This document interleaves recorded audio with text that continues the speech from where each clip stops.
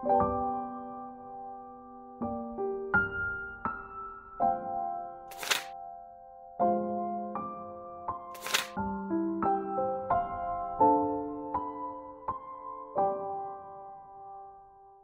santos nga ebanghelyo para nga adlaw. Oktubre 21, tuig 2025. Martes, hani kakaruhaan kag siyam nga simanahan katuigan ug kapiestahan ni San Pedro Calungsod, Martir.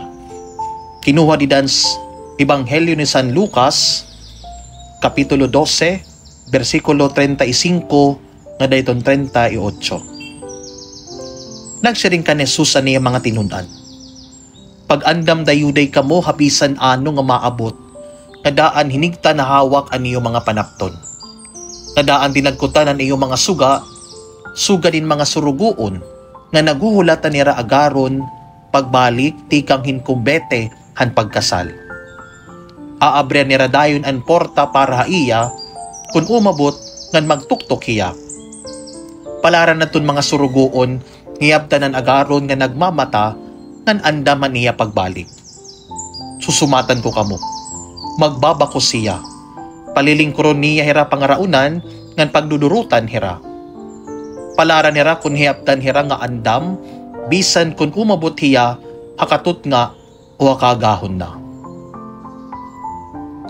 Ang ebanghelyo han Ginoo. Pagdayawon ka, Kristo. Haliputay nga pamalandong para yun nga adlaw mga kabugtuan. Hanamamalandong ako ang mga pagbase na nga adlaw, ninumdum ako in usang nga pakiana di dehiton Miss Gay. Nasiringan pakiana. Kung mamamatay ka buwas, kay no nga diri nalayan na. Iton immediate siguro naton nga reaksyon hini nga pakiana is magtawa. Pero kung aton po pamamalandungan, it is a valid question.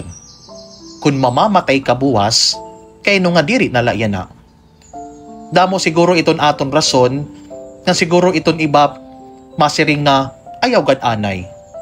Pero all these reasons will lead us to iton aton kadiri kaandam. Kay no nga diri kita mamatayan na or buwas, kay nahadlok kita. Kay ano? Kay diri pa kita andam. Diri kita andam as siya nga nahadlok kita. You see mga kabugtuan, iton usay iton dako nga kausa kung kay ano nahadlok kita, kay diri kita andam. Ganiton immediate reaction kung diri kita andam is pagkahadlok. Salit siguro mapakiaan na kita, kay ano diri kita andam. Isan Pablo din siya nga pagbasa magsusumata aton, iton rason kung kay ano diri kita andam, darahiton presensya hiton sala. Salit kung salaan kita, siguro diri pa kita andam mamatay. Kaya siguro mapakiaan na kita, papaano man kita mag-aandam. Simple lang mga kabugtuan. Iton pinakamadali nga klase in pag-andam, ingin susumata aton, didan salmo responsoryo na nga adlaw, nga nasiring, aadi ako Ginoo, pagtuman han imo kaburoton. Kasi mga kabugtuan, nagiging andam kita, kung maaram kita, nga nagtatalinguha kita pagtuman hiton kaburoton hiton Dios. Dara kay iton pagtuman hiton kaburoton hiton Dios, amo iton nagpapabaraan haaton.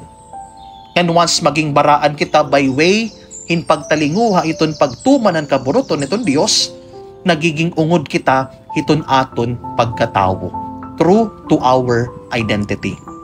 Salit mga kabugtuan, we will realize nga diri makuri maging andam hiton aton kinabuhi. Kung karoyog naton maging andam, paging ungudla hiton imo pagkatawo. Ano iton imo pagkatawo? Maupay.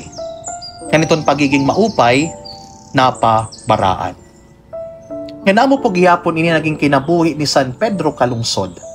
Usay nga batan-on nga lalaki, nga dinan iya kinabuhi naging andam hiya. Naging andam hiya dara kay permi hiya andam magserbe, magampo, ngan maghalad niya kinabuhi.